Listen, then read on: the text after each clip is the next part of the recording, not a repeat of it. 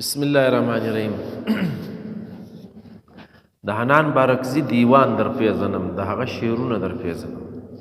حنان بارکزی یا میرزا حنان بارکزی یا میرزا عبدالحنان بارکزی د کندهار دومره مشهوره شاعر چې د دیوان بیخي ډیر چاپ سوی دی. د شاعر ترګردو خوندور رنګ دا وي چې دیوان یې ډیر چاپ سي، نو د دې دا مطلب دی چې دا ډیر مشهوره دی. یو چاپ یې دا دی، یو یې دا دی، یو یې دا دی. ښه له ما سره د کابل چاپ لا نسته، کابل چاپ له ما سره سته، خو پیدا مه نه کوي سهار چې مه راخستی وای، دلته نسته. هغه تر دغو هم زوړ چاپ سوی دی. نو دا د حنان بارکزي دیوانونه دي. یو دیوان دی خو په بېلابېل وختونو کې چاپ سوی دی. دا ترګردو خوندور رنګ دا وي چې د یو شاعر دیوان ډېر چاپ سو، نو د دې دا مطلب دی چې دا خلک خوښوي، وایي غوښتنه یې کېږي د دیوان. اوله وار له کابل څخه د دیوان چاپ سوی و په 1436 لمریز کال باندې، چې زموږ له حسابه 1950 جوړېږي. دویم وار بیا له کندهاره څخه چاپ سوی و په 1991 کې، بیا له کوټې څخه په 1996 کې پښتو اکیډمۍ چاپ کړی و. بیا دغه دیوان بیا له سره بیا مرتب سوی دی. د دې وجه دا ده چې بله نسخه پیدا سوې ده د کلمي نسخو څخه، بیا د هغه څخه دا نور دیوانونه ورسره کتل سوي دي، لږ نور کرکشن یې سوی دی، ښایسته سوی دی، چې تېروتنې دي هغه یې ځینې ایستلي دي. بیا په 2009 کې بیا له کوټې څخه چاپ سوی دی. 4 واره خو ماته معلوم دی، کېدای شي نور ځایونه هم د دیوان چاپ سوی وي. خو داسې شاعر دی، وایي دا غفلت نیولی زړه به ریز مریز کړم، ماتېده د زنګ وهلي کلب کلي ده. یعنی د نازک خیال شاعرانو ښه نوم دی د حنان بارکزي. له هره شعر سره، له هرې مصرې سره په دویمه مصره کې هغه رنګه اسانتیا پیدا کوي، هغه رنګه مثال راوړي، هغه رنګه تشبیه راوړي، هغه رنګه نازک خیالي بیانوي. یعنی زړه چې زنګ وکړي خراب سوی د یوې شی نه وي، بس ختمېده یې پکار دی. کلب چې زنګ وکړي بیا د چابیو د کیلۍ نه دی. نو دی وایي دا غفلت نیولی زړه به ریز مریز کړم، مات به کم، ټوکړې ټوکړې به کم، ماتېده د زنګ وهلي کلب کلي ده. چې کلب زنګ وکړي بیا ماتېږي، کلي یې دغه ده، بل شی نسته. ما و یار لکه دوې سترګې همسایه یو، یو د بل په کور خبر نه یو هېڅکله. ما و یار لکه دوې سترګې همسایه یو، یو د بل په کور شناخته نه یو هېڅکله. دغه حنان بارکزی دی. دا د صاحب تبریزي پخوا د فارسي یو شاعر دی، هغه هم دغه رنګه شعر ویلی دی چې زما و یار د دوو سترګو په شان همسایه یو، خو د یو بل په کور حال نه لرو. نو دې څه دا معلومیږي چې حنان بارکزی فارسي شاعري هم ویلې ده، د فارسي شاعري مطالعه هم لرلې ده.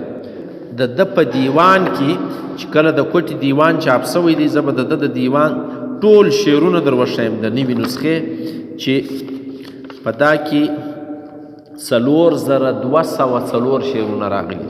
په دا کې غزلې هم سته، نظمونه هم سته، یو څوک کیتې هم راغلي دي، او ځینې تاریخونه هم راغلي دي، څوک ورور مړ، څوک پلار مړ، څوک شناخته مړ، او څلوریز هم پکې راغلي دي. د څلوریزو خوندور هغه پخوانی رنګ دی.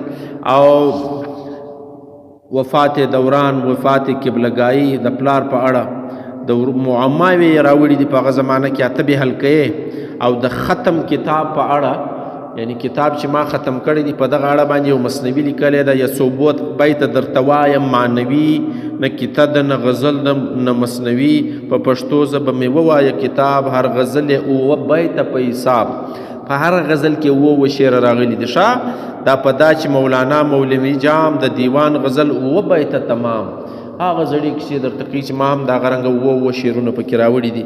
نو واورئ د غزلې چې پر سر باندې له خیال ږدي دستار کوږ، بیا له لارې شاوخوا ځي لکه مار کوږ. ښه د دیوان په هغه زمانه کې چې پښتو ټولنه کم کار باندې کوي، له هغه پس بیا معصوم هوتک صاحب د یادولو دی چې هغه 2 واره د دیوان چاپ کړی دی او کار یې پکې کړی دی. کومې نسخې چې په لاس ورغلي دي د هغه مطابق یې سره برابري کړي دي. دغه رنګه موږ د دیوان د اوریجنلیټي په حواله باندې چې څونې دا یو شی یاد لري دیوان لیټسټ چاپېدی او ریسرچ پر کېدی، صرف هغه پیپر نه د ریسرچ پر بنیاد چې څونې نوی چاپېږي نو تاسو هغه دیوان اخاست، ځکه چې هغه څخه د زړو دیوانونو غلطیانې ایستلي وي بیا په نوي کې برابرې سوي وي. نو غزل وایي چې پر سر باندې د خیالش دی دستار کوږ، بیا له لارې شاوخوا ځي لکه مار کوږ. چا چې پر سر باندې پټکی کوږ ایښی نو بیا د مار رنګه کوږ رواني نو کبر کوي. و کوهي ته ډېر لوېدلي دي نادانه چې له کبره سم نه ګوري ځي پر لار کوږ. دا و کوهي ته لوږي دا سم نه روان، هر چې هرزه ویل وایي بد مومي غوږې ومروړي ویل کوي چې تار کوږ. هغه خبر دی چې چپ غږېدې پر چپ حالاتو به برابرېږي. په ځواني عبادت کړه په پیري نسی چې اول خښته کږه سي وي دیوار کوږ. یعنی په ځواني چې د عبادت نه وکړي په سپینه ژیره نه کږي، دیوال چې اول وار کوږ سو بیا تر سره نه سمږي. پارسیبانان وایي خشت اول چونی حد معمار کج تا سوریا میره و دیوار کج. مستری چې اوله خښته کږه کښېښوه بیا چا تر اسمانه پورې تر سوریا پورې تر ستورو پورې موږ سپېرمنګې ورته وایي تر هغه پورې دیوال کوږه وایي بیا نه سمږي. د ازار اسباب معلوم دی په هر څه کې د ښکاري مرغانو وي نه کوم منکار کوږ. ښه د هر چا خپل حیثیت معلومي چې ښکار کوي د هغو مرغانو نوکان معلومي. د باز څنګه نوکان دي؟ باز کې طاقت په چیش کې دی؟ په مشوکه کې، په نوکارو کې. یعنې د ده مشوک هم دونې کږه ده او ویل کېږي وایي یو باچا باز الوت وي بیا یو زړی بوډۍ نیولی وي، بوډۍ چې ورته کتلي دي چې اخ خوارکی خو ډېر زوړ سوی دی نو یې ناخون کاټ ور اخیستی دی، مشوکه یې ځینې پرې کړې ده چې لږ بیا برابر کړم. بیا یې نوکانو ته کتلي دي چې دا خو ډېر زوړ سوی دی نو په قدر یې نه ده خبره چې د باز خو مخانه ور خرابه کړه، د باز کار مور وکړي. نو باچا بیا په خبر سوی دی چې باز دې نیولی دی نو بیرته یې باز ځینې وړی دی. باز چې کتلی دی د باز نه مشوکه سته نه یې نوکارې پاته دي، زړه راړی پانسۍ ورکاس زړه چې راوسته خدای د خوا راکړه.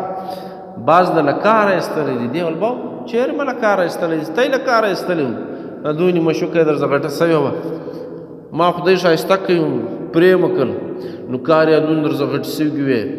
هر سړي خپل حیثیت څوک نو څوک په څه پوهېږي څوک په باچانو سر خلاص چې دې په خپل سوچ ښه ورسره کړي دي پرېږده درته یې پرېښې وه. و منزل ته نه رسېږي که پوهېږې هغه خلکو چې تړلی وي بار کوږ. څنګه شعرونه دي د هر شعر سره مثال راوړي. بار ته کوږ دغه نه رسېږي. پښتانه وایي کوږ بار تر منزله نه رسېږي. متل دی که نه دی؟ وایي زوړ سایکل او اوسنی اشنا به څه کړې خامخا به دې پرېږدي په نیمه لار کې که هزار ځلې خوارۍ ورسره وکړې سمېدلی نه سي کوږ لرګی په بار کې. دغسې ده که نه ده؟ انان هم دغه وایي تر منزله نه رسېږي کاږه بارونه پرېوتلي تر غرو سم سي ای حنانه نه سمیږي هغه څوک چې کړي ازار کوږ. بیا تر غرو راولوږي چې ازاریان سي. ازاري سړی نه سمیږي د ازاري یوه خوا نه سمږي.